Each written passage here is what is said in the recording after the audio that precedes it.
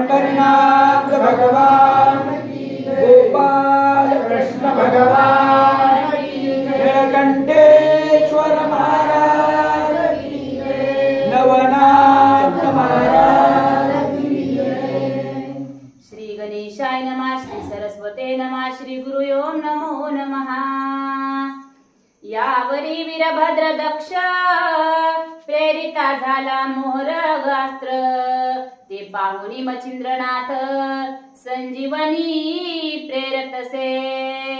अशा प्रकारे असणारे वीरभद्राने मोहरगास्त्र म्हणजे माणसाला मरण्याचं अस्त्र सोडलं, त्याच्यावर मच्छिंद्रनाथाने संजीवनी अस्त्राचा जप करून संजीवन अस्त्र सोडलेला आहे म्हणतात। वीरभद्र तो वैश्वानर प्रेरिता झाला दानवास्त्र, मच्छिंद्रनाथ अति तत्पर देवास्त्र प्रेरितसे।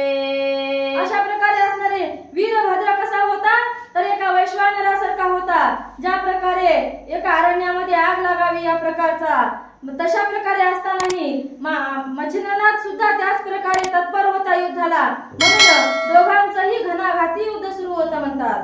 मग अस्त्र ते बळवंत देव दानव प्रगटले अमित, ते पाहुनी उभयंता ते स्वग्रीवा दुःखविती। अशा प्रकारे असणारे जे याचंही अस्त्र महान आणि त्याचंही अस्त्र महान, एकमेकाला दोघंही आटोपत नव्हते आणि अशा प्रकारे असताना त्यांनी दोघांनी सुद्धा एकमेकाची शरणागती पत्करलेली आहे म्हणतात, एकमेकापुढे नतमस्तक झालेले आहे असं सांगत आहे। परस्परे धन्य धन्य वदोनी हृदय करीती मान, गदगदोनी हास्य वचन एकमेका बोलती। आतापर्यंत दोघांना घणाघाती युद्ध सुरू केलं म्हणतात, पण आता दोघांनी मित्रता केली आणि एकमेकाकडे पाहून हसत होते, एकमेकांना लिंग देत होते आणि आता एकमेकांना काय बोलत होते ते पाहू।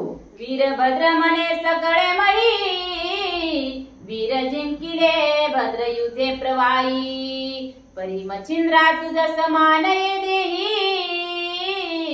देखिला नाही कोणीच। अशा प्रकारे असणारे वीरभद्र बोलत होते की हे मच्छिंद्रा, मी आजपर्यंत खूप मोठमोठे बलाढ्य रणामध्ये महावीर जिंकले आहेत, त्यांच्यावर विजय प्राप्त केला आहे, परंतु तुझ्यासारखा योद्धा मी आजपर्यंत पृथ्वीमध्ये बघितला नाही असं वीरभद्र मच्छिंद्रनाथाला बोलत होते म्हणतात। मच्छिंद्र म्हणे भरद हस्त, पुढे पहा भद्र जात, येरी म्हणे अविनाशवंत,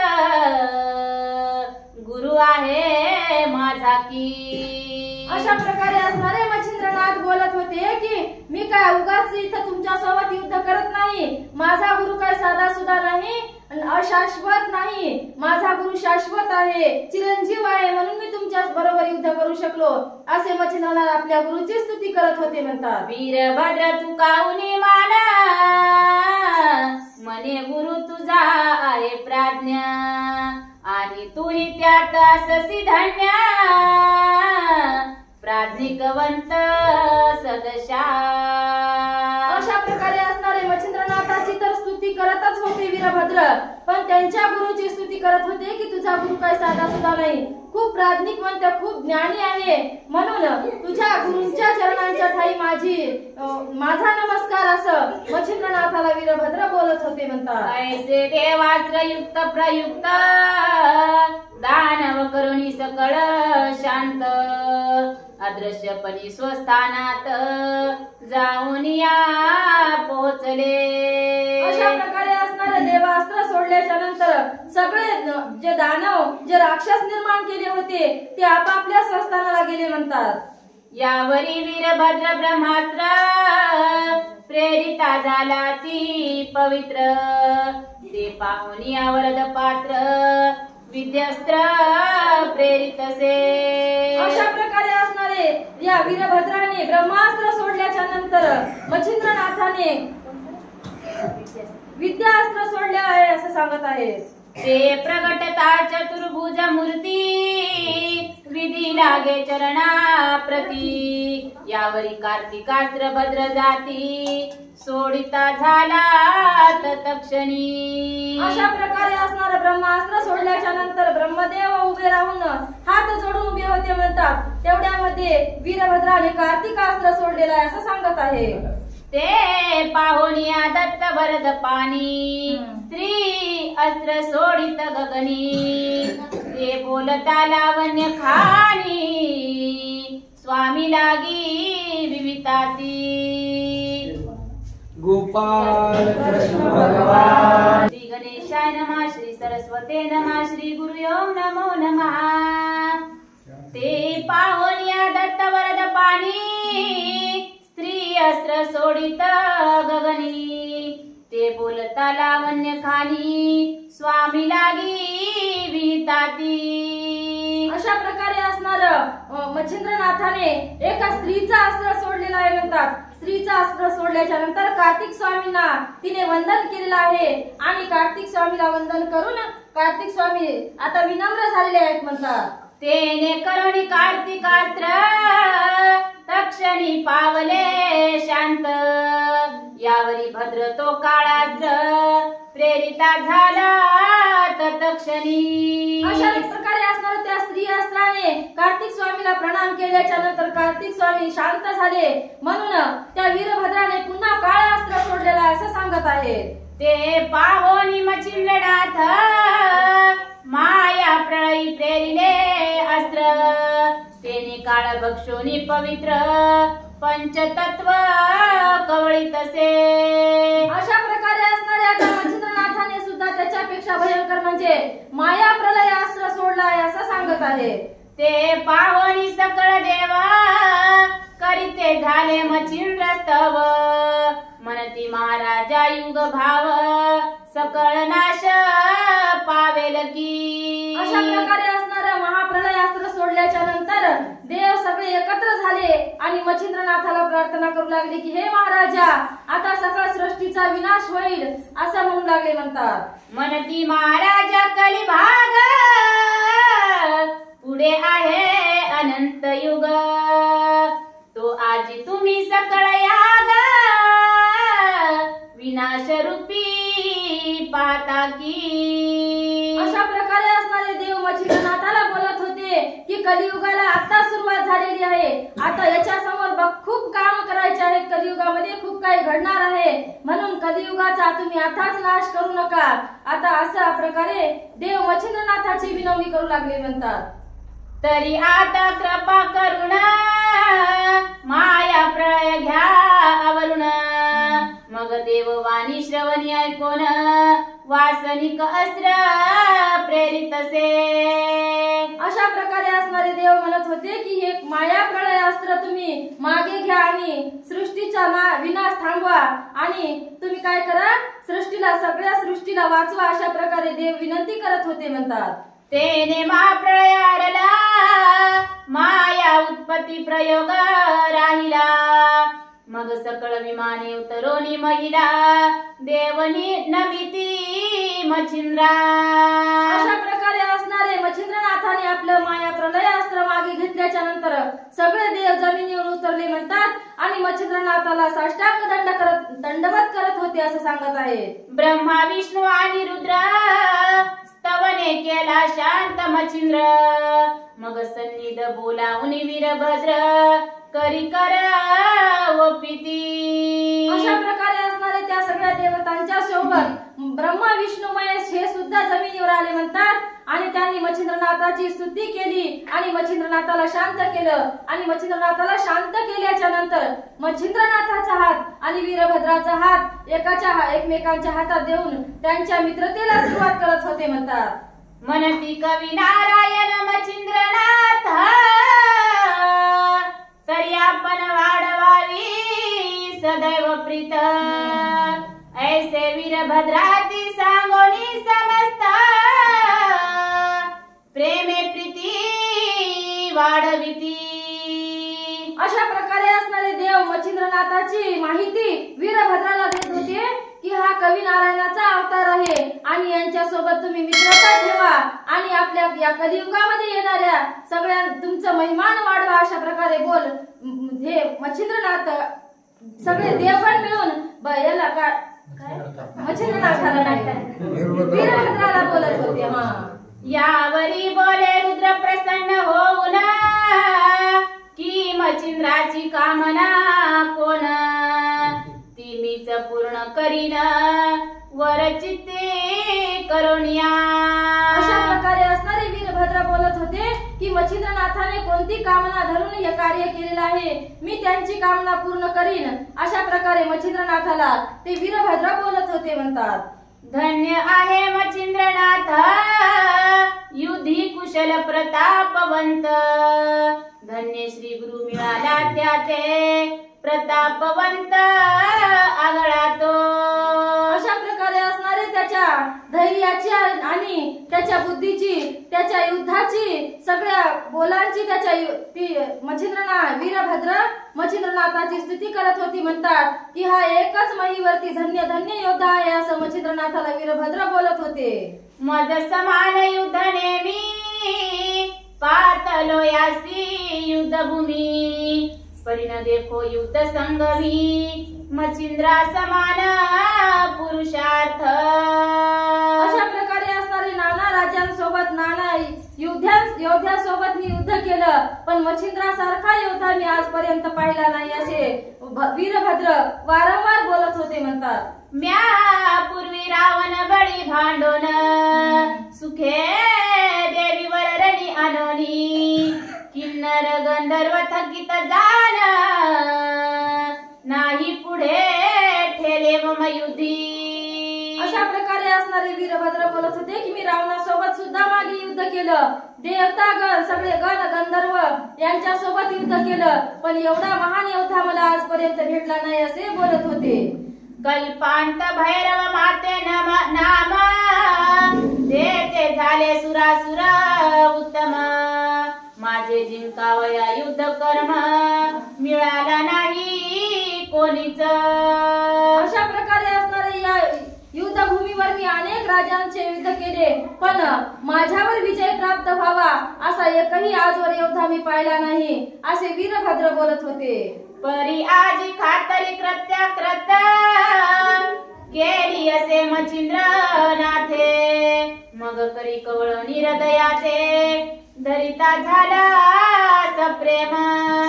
पण आज माझ्यावर विजय प्राप्त केला असा मच्छिंद्रनाथ एकच योद्धा आहे याची खात्री आज मला झाली म्हणून मच्छिंद्रनाथाला वीरभद्राने प्रेमाने आपल्या हृदयाशी धरलेला आहे. म्हणतात मने महाराजा योगद्रुमा वेदक कामना असेल तुम्हा तरी ती सांगवानी रुद्रोत्तमा वरद सुखा पौडवी. अशा प्रकारे असणारे वीरभद्र मच्छिंद्रनाथाला म्हणत होते तुमच्या मनामध्ये कोणती कामना आहे ती संशय सोडून मला सांगा मी त्या कामनेची पूर्णता करील असे वीरभद्र मच्छिंद्रनाथाला सांगत होते. म्हणतात ये रुमने बा महाराजा एक अर्थ तू करनी माझा परी त्या ते फळ देवनियाचा लोकोपकारी मिरवावे. अशा प्रकारे असणारे मच्छिंद्रनाथ वीरभद्राला बोलत होते की माझ्या मनात एकच कामना आहे आणि ती तू पूर्ण करावीस आणि आपली कीर्ती लोकांमध्ये वाढवावी असे मच्छिंद्रनाथ वीरभद्राला बोलत होते. म्हणतात जैसे एक वायूचे अधीन यथार्थ वर्षा काळी मेघ वर्षी जलाते तेने तुष्ट होय क्षितित चराचर अवघेही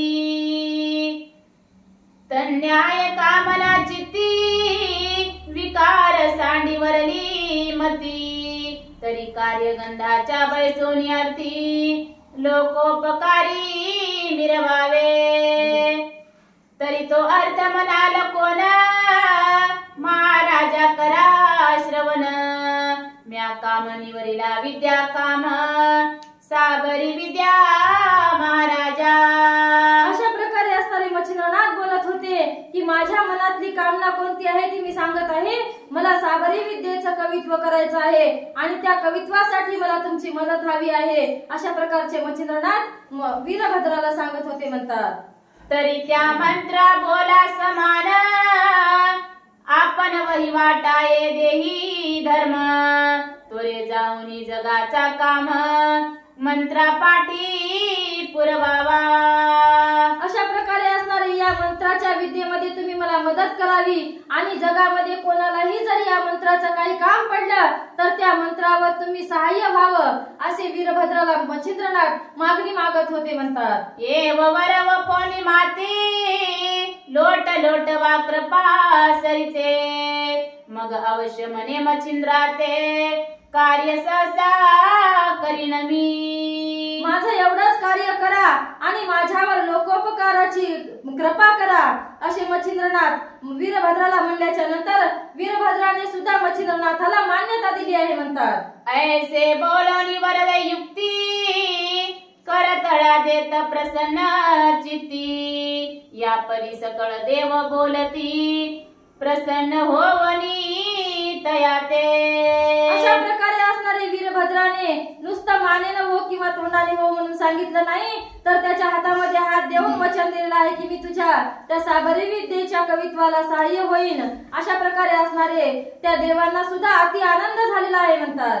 मनती वीरभद्रे दिदलावर तया साह्य स्वामी समग्र मंत्रपोटी कार्य थोर आम्ही करू सहसाई. अशा प्रकारे असणारे सगळे देव मिळून मच्छिंद्रनाथाला म्हणत होते की वीरभद्राने तर तुला मदत केलीच आहे पण त्या मंत्रासाठी आम्ही सुद्धा तुला सहाय्य होऊ. अशा प्रकारचे तिन्ही देव मच्छिंद्रनाथाला बोलत होते म्हणतात. ऐसे बोलवली वरद युक्ती मग मच्छिंद्र मने नमस्कार सर्वा प्रती रुद्र ब्रह्मा चक्रवर्ती भावे करुणा नमिला.